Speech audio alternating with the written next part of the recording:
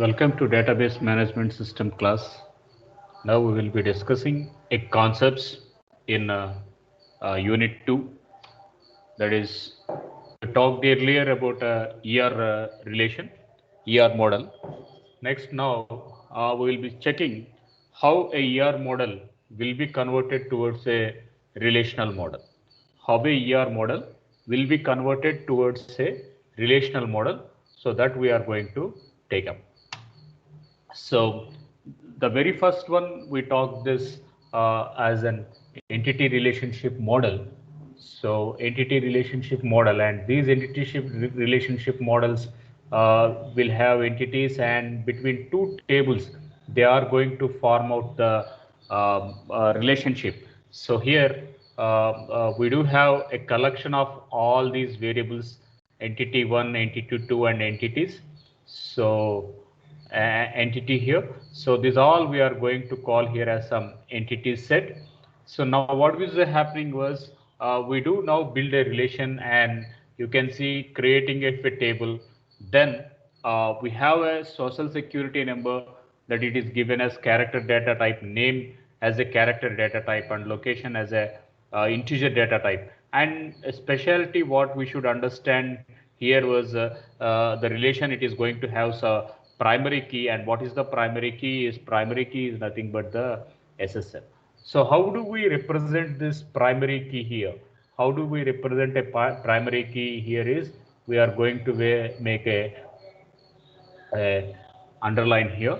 So SSN. So that identifies it is going to be having a unique. So when we are going to call it as a primary key, the first and foremost thing you should think it should be a unique. Next one we should mention it as a, not null. So these two are going to be the two attributes which are going to distinguish the primary key between with the others. So now we do have a table called as an employee table, and we do have another table called as a department table. Now we should build a entity relationship diagram, and the relationship what we are going to take up will be the works in relation. The relationship will be the works in relation. Now you can see this SSN, it is going to be a primary key in an employee table. Department ID is going to be the primary key in the department. So between that we do a foreign key composition for a works in relation, and the local variable called as a since in this work in relation. So now you can see here there was a table which it was created. So table name was works in, and table is going to have this as a form here. Next, it is going to get up this SSN, and followed by this DID here. So SSN, it is going to be brought up from referencing towards this employee table, and DID it is going to be brought up from the departments, and it is going to have its own primitive here. So keys, they are going to have some participating entities, and they are going to describe how long the person is going to work in that organization, etc. That it is going to be described it as. So now you can see here um, it is getting two primary keys. It is going to get two primary keys. One, it is going to get it as SSN, another it is going to get it as DID. So here we have SSN, another we are going to have it as a DID. So now this primary key, now it is going to state that it belongs to a foreign key. So foreign key, the syntax was we need to mention foreign key followed by the name of a primary key what it is referred in the previous table. Then it is going to make a reference operation followed by the table name. Similarly, we have another foreign key, and another foreign key was from the department table. Therefore, the primary key to which it is going to link up will be the department ID, and it is going to make a references. So now you should understand that a works in relation, now it is going to have two foreign keys. It is going to have some two foreign keys which are imported, one from SSN another from DID, and it is going to have its local variable called as a since here. So now you should understand there are two keys here. One key it is going to be SSN and another key it is going to be a DID. So now it is going to form one of a relationship. That one we are going to call here as a super key relationship. So it is going to form a super key relationship. So as mentioned, there are key constraints which are going to be taken care. One, it is going to be one-to-one relation, followed by one-to-many relation, followed to by many-to-one relation, and thereby it is going to be from many-to-many relations. So all the key constraint that it can be not null, it can be unique, it can be primary key, it can be foreign key, nor it can be a candidate key or a super key, whatever it is, all that it is going to be considered as a key constraint here. So now when we are talking about a key constraint, when we are going to talk about a key constraint, now the most and foremost thing, how a translation is going to take up right from these key constraints. So each department should have at most one manager. So we are going to call that one as a key constraint here. So there are multiple departments. So assume the CSC department and there is some IT department, a EEE department, or EC department. So how many HODs are there? So for all them, we do have one HOD for each department. We do have one HOD for each department. So what is going to mention here? We should say a key constraint. It is going to have at most one manager there. It is going to have at most one manager. Second thing, is a HOD belonging to this organization? Yes, HOD belongs to this organization. Are there any other employees other than HOD? Yes, there are other employees who are in this part of this college. That means you can understand an employee is going to be a superset, and this employee has its own, and it is going to have a managers, etc. So it is going to be a superset for all the attributes, and now you can see that managers is going to have at most one manager. At most one manager is there. So we are going to build up this relationship with a arrow mark here. So that is where we are going to take up. So now you can assume that it is a primary key and it is going to be referred with a foreign key. SSN is there and it is going to be brought up from employee, and DID is there. It is going to be brought up from the departments. So how do we make this relation more effective? Yeah, there is a first approach. The first approach, we do take that we have to create a department table, we have to create an employee table, then we are going to bring up this managers table, and when we are going to bring up this managers table, we take SSN, we take DID, and we take date. So SSN, it is going to be a part of this it is going to be part of a primary key that is brought from an employee where it is local. Now it is going to be converted to the foreign key. Similarly, there is another foreign key which is going to take up and which it is going to relate up with this department. So how do we refer this foreign keys? Yes, we are going to refer the foreign keys in form of references, etc. So the first approach you can understand here. The first approach was we do have separate lines, one separate line for foreign key, another separate line for foreign key.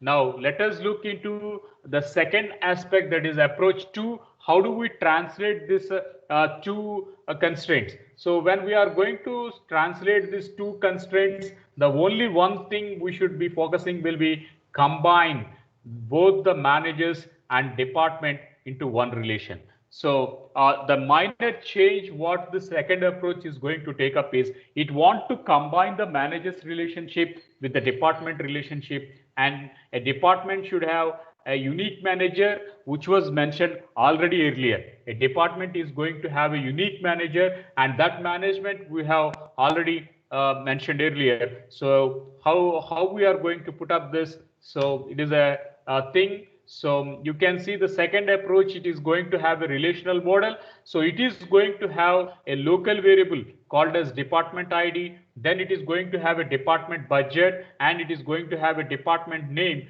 and SSN, which to refer to the value which is going to be from an employee. And since it is going to be a local variable, so now it is going to assume the department ID. It is going to take up from the primary key of the department. Then it is going to assume the SID, which is going to be brought it as a foreign key here. So it is assuming as a foreign key, and it is going to be considered as a primary key here. So this you should understand the two lines. The first line, both are referred as a foreign keys and they are acted.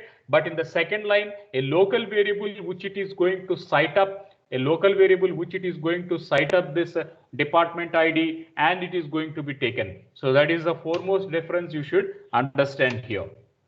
So after the translation after a translation right from to the entity relationship diagram to the next level, that is a relational diagram. Now we do have some participating constraints. So participating constraints, you can see here, I can say there is an employee, and that employee, he can manage a department. He is going to have two roles. He is going to have some two roles. So, and the first role was he is going to manage the department. Second role, how many days he is going to manage. So here, since he is going to be with this managers and works in also, he is going to have a since. Now I can give you a clear understanding here. So assume there is a person who has joined in an organization as a clerk. He has joined as a clerk. So he has joined in some 2012, and in 2015 he has been up to clerk. Next one, he has been as the manager right from 2015 to 2020. He is going to work as a manager. Now the question is, how long he is an employee? So how long he is an employee? He is an employee. Yeah, he is going to be employee for 8 years. Then how long he is a manager? As a manager, he is just only 5 years. So you should understand there are two roles here. So the participating constraints, it is going to say that employee is a superset, and you can see that a person, he is going to be acting as a manager from which period to which period, and this employee, he is going to belong to the department from which period to which period. You need to mention it. So for that, one relation we are going to call as a manager's relation, and which it is going to be picked up with a dark arrow, and how long he is going to work in this department. So when we are going to say it is a working department, then we can consider he is going to work as a manager. Similarly, he is going to work as a clerk. So two roles are there, and the total duration we are going to compute here. So this is what a relational architecture, relational diagram for the same thing. So you can assume that there is a table called as a manager, there is a table called as an employee. So manager's relation is there. So to this manager's relation, now we are going to drop these lines. So you can understand here. So SSN, yeah, we are going to assume it belongs to not null. Not null, we are going to say should not be empty. Some data has to be given to it. So for that, we are going to mention a key constraint as not null. Then we are going to have another local variable called as a department ID. And then we do have a date and how long he is going to work. Then we assume that a primary key is going to be identified with a department ID. Then there are two references keys. There are two foreign keys, one from the employee and another from the department. Then we do make a check. We do make some integrity checks. We do make some integrity check, nor integrity constraint here. So what was the constraint? The constraint was we need to say from how long he is going to be in a department and how long he is going to be as a part of a manager. So that one we are going to look into it, dig deep into it. So for that we are going to use this. Now you can see this, the participation. Why again is going to be with a dark line, because he is going to be in a manager entity and he is going to be in a department. It is not complete. So as it is not complete, now you are going to mention with a dark line here. So so we do have these participation countries constraints. One participation, he is a part of a employee. Second participation, in the party he is going to act as a manager role. So these two are primary and foremost important things which are going to be part of a constraints here. So after the participating country constraints are going to take place. So okay, it's taken place. Now we do have a check constraint. We do have some check constraint. So when we are working with a check constraint, we do have these weak entities. So weak entities, they can be identified uniquely by considering the primary key of another owner here. So you can see this employee. So employee, he is going to be represented with an SSN number nor with a name or load, whatever it is, but he is going to purchase a policy. He is going to purchase a policy. So the policy is going to have his primary name. The primary name is going to be the employee of that organization, and secondary name, it is going to be his dependents.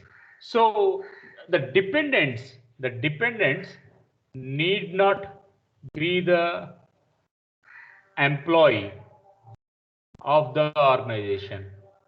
The dependents need not be the employee of the organization. So assume that there is a department and the department is going to have an employee, and that employee are having some children, and those children need not be the part of this employee, but still they can avail a policy here. They can get a policy benefits here. So we do write these entities. As such a relation is going to provoke, we are going to put them in a dotted line, and we can see the policy name. Policy name is exclusively for the P name. And second thing, then we do have a constraint here. So when we are going to make a constraint, here, so constraint, what does it check was whether this person he leaves his organization. Definitely the benefits for him will be lost, and similarly his dependents also will be lost. So that is where this check is going to be made, and that is where the cascading option of the on delete, no actions, and similarly the cascading option is going to be taken place here.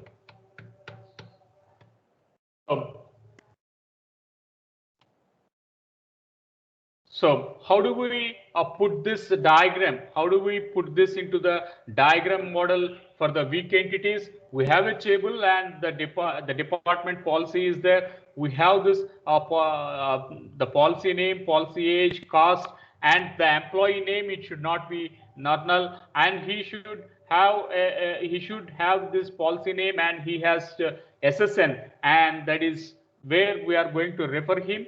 And this SSN, it is going to be part of this employees here.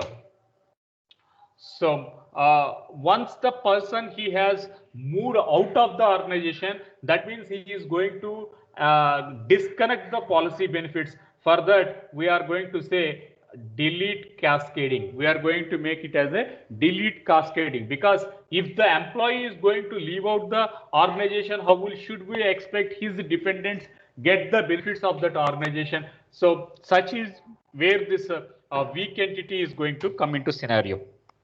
So we do have lot of relationships. One, we are going to call it as a unary relationship. Second one, we are going to have a ternary relationship.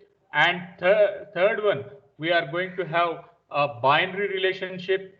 So when we are going to talk up with unary relation, it takes with one element.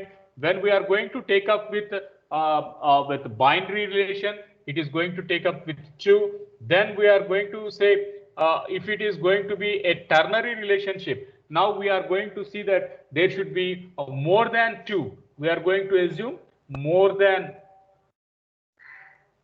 two relations. More than two relations are there, then we are going to call that one as a ternary relationship. So ternary relationship, it is going to occupy the granularity, nor it is going to occupy the multiple levels. It is going to occupy the granularity, nor it is going to occupy the multiple levels here.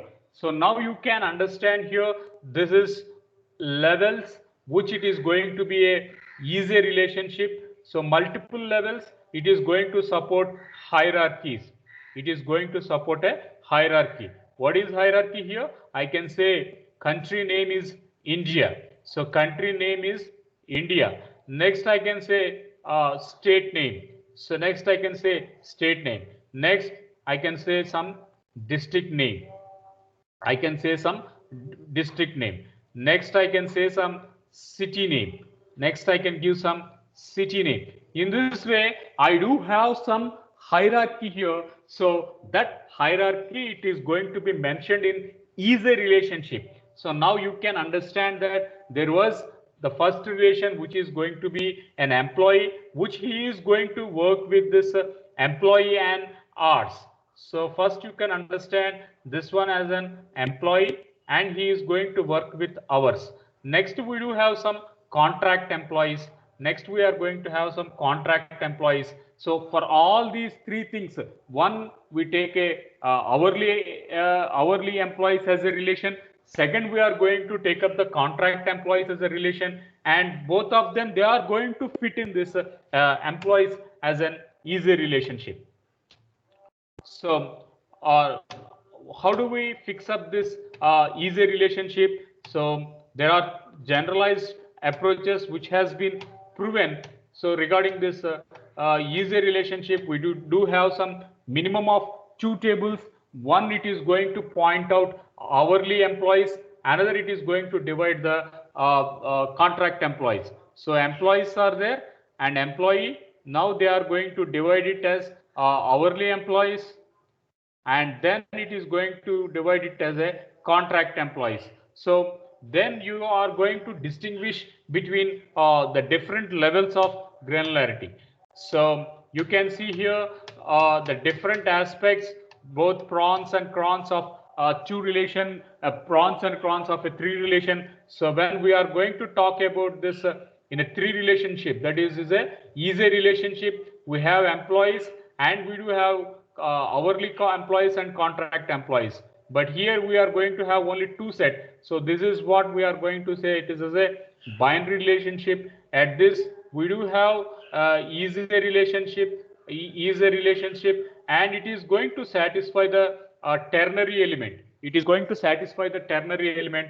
So what will be the prawns of three ones and crons? So you can say that prawns will be the query, it is involving all employees, and crons you can say they are just hourly employees that can rejoin with a join operation. As far as two relationship is concerned, so each employee must be in one of the two classes and the join operation has to be avoided.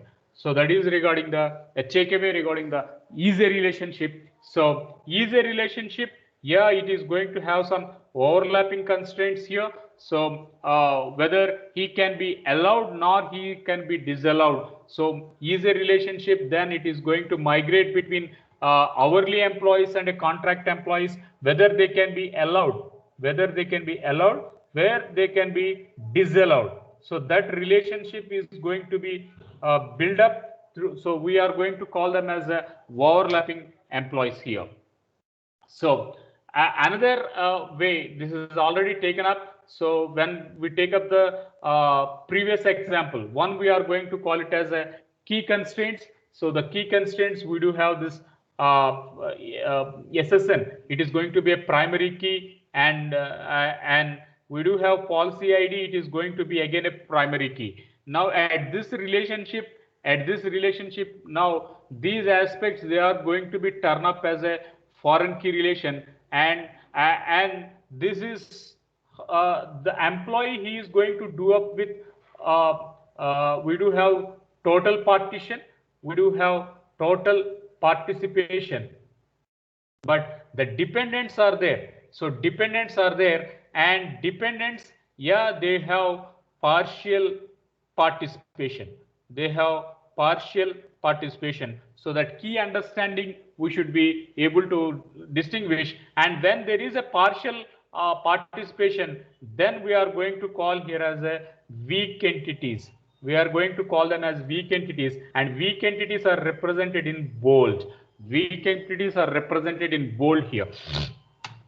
So there are we can show here the key constraints. So key constraints, one, we are going to say SSN, it is going to be not null. Second one, primary key, it must be unique and not null.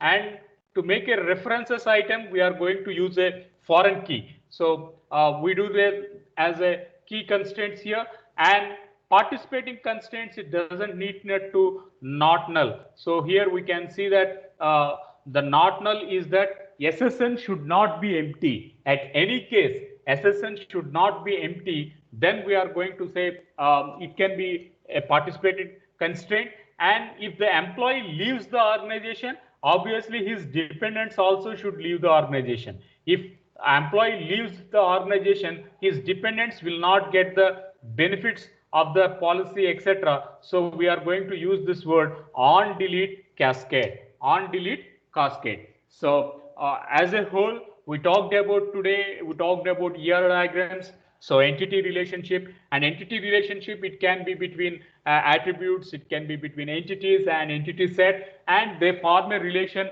and that relation, it cannot be, it need not be fixed only to a set of, only to a single table. It can be between multiple tables. So when we are going to form it as a self loop, we call it as a unary relationship. We take up two tables, then we are going to call it as a binary relationship. When we do have two or more or n, we are going to call as a ternary relationship. At the ternary relationship, if it is going to form a hierarchical relationship, then it is going to satisfy a granularity, that is a relationship. So all these aspects are going to be part of a ER modeling, and whatever modeling what we discussed, that it is going to be put it into the table structure, to create a table, to make a insert, update, delete, all those operations, defining primary key, defining foreign key, and making some constraints, key constraints, etc. All that we are going to fit this in a word called as a relational model. So that relational model, it is going to be form of a tabular form. So we say it is a graphical diagram. We are going to have ER model or ER diagrams here. And when we are going to say it is rows and columns, here we are going to represent it in form of rows and columns. The database is going to be structured in it, and rules, we are going to put some key constraints, we are going to make some key constraints, etc. Nor we are going to apply some normalization principles, etc. So all those we are going to put it as integrity constraints. So so all these, they are going to be part of a rules here. So that is what for this, from this PPT. And after this we do have one more thing, an extension towards this topic. So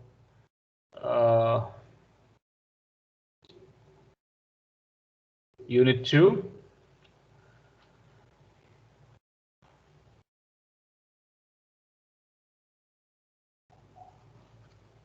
So what will be the extensions here, etc.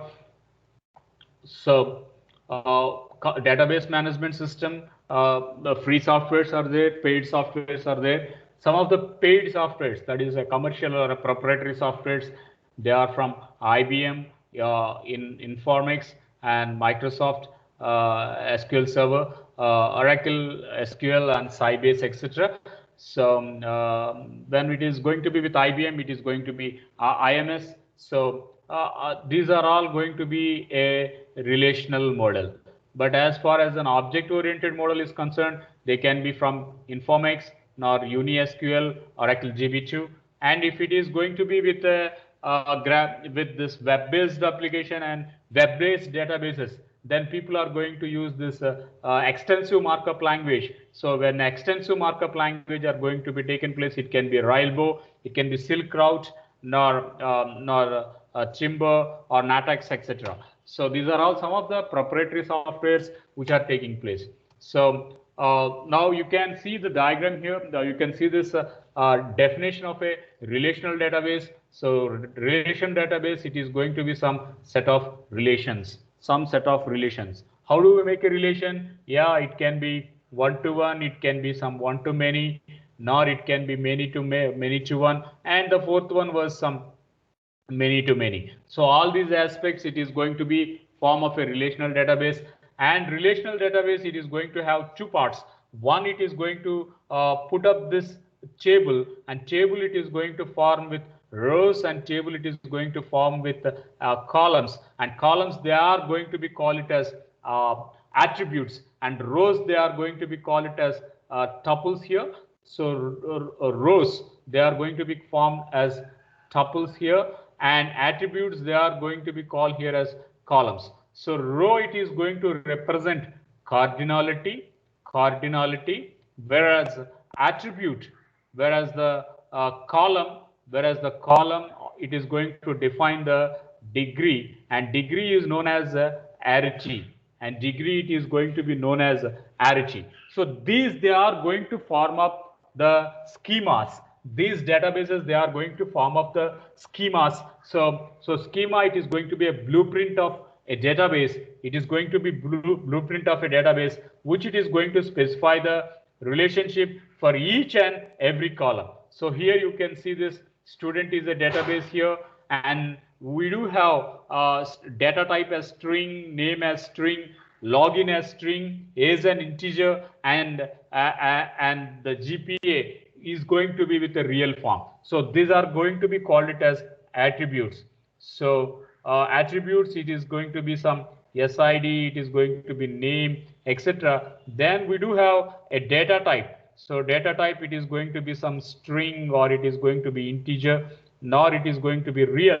So this is what a schema is going to take up. So schema, it is going to give up attributes, and it is going to give up the data types what it is going to be needed to build a table.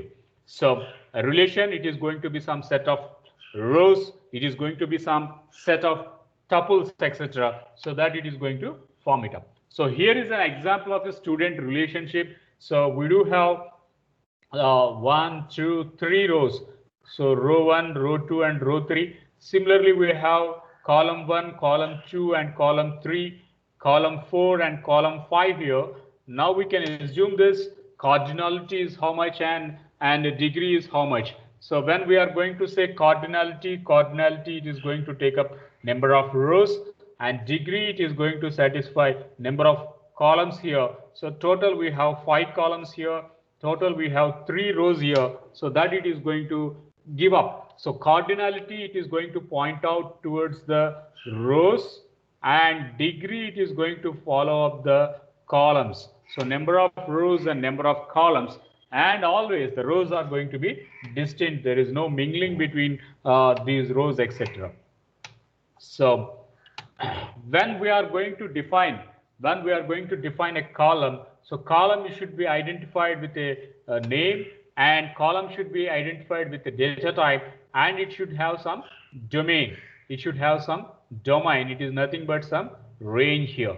So I can say integer value. If I'm going to say integer in a C language, then I can say minus 32,000 to plus 32,000. So between minus 32,000 to plus 32,000, it is nothing but the domain. So domain or a range of that column. So what is the maximum value? What is the minimum value? So that all we are going to give it as a range here. So then we can say that is a domain. Assume I can say I can say result. Then I am going to call it as a result. Result, it is only two domains, right? Either it can be pass nor it can be fail. So either it can be pass or fail. Now you can say domain.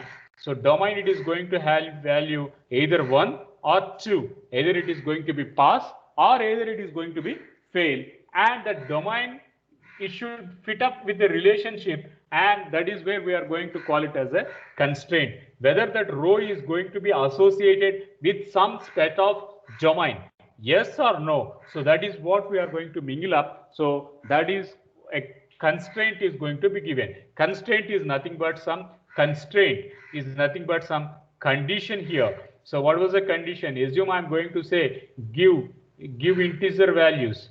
Give integer value. Now if I'm going to give some 5.5, it is wrong. If I'm going to give 5, yeah, it is going to give some integer value. So we put up this as a domain constraint. So give integer value to a data type, and if it is going to give some real value, it doesn't accept. If it is going to give an integer value, yeah, it is going to accept. So we'll pause our presentation for today here, and we'll be taking it up for next class from tomorrow onwards. So